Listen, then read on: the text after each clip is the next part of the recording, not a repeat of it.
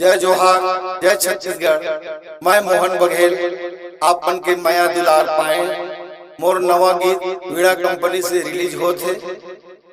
जरूर सुनहु, शेयर करहु, सब्सक्राइब करहु, लाइक करहु। जय जोहार, जय छत्तीसगढ़।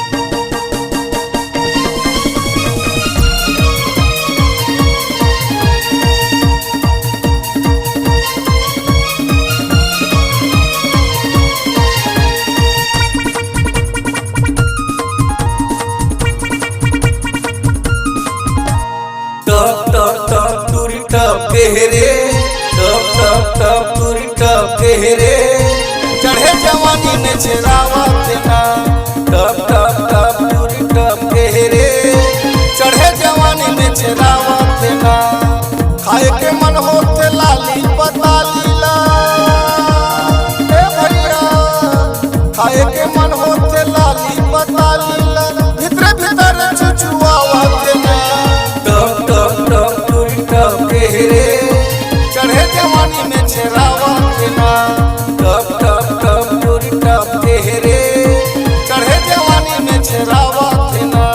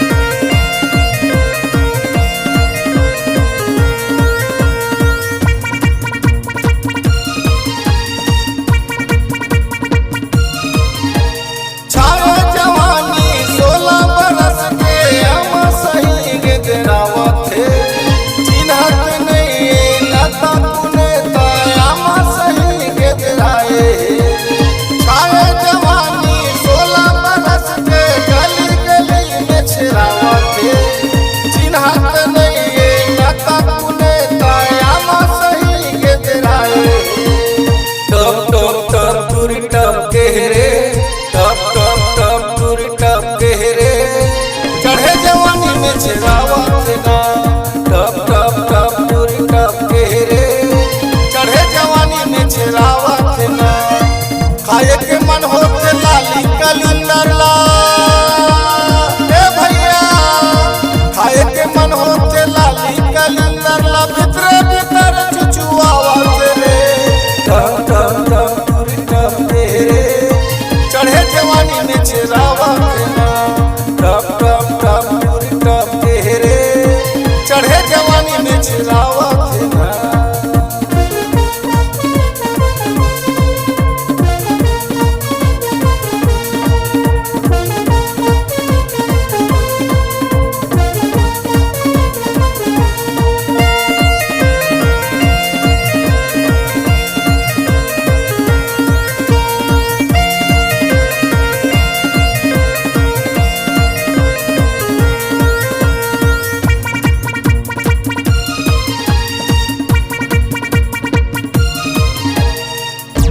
पहिरे टूरिहा बेबी कटिंग कटाए रतर रत माँ फुटकी उड़त है पूरा मन पानी लगाए 300,000 पहिरे टूरिहा बेबी कटिंग कटाए रतर रत माँ फुटकी उड़त है पूरा मन पानी लगाए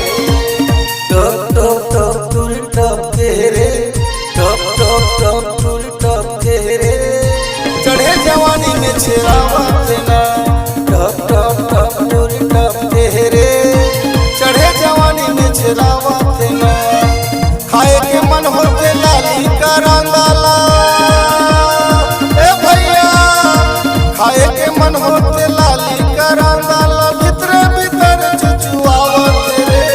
टप टप टप टूरी टप केहरे चढ़े जवानी में छेरावत ना टप टप टप टूरी टप केहरे चढ़े जवानी में छेरावत ना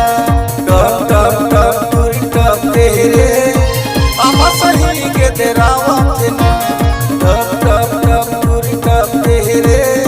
भीतर भीतर चुचुआवत ना टप टप टप टूरी टप केहरे चढ़े जवानी में छेरावत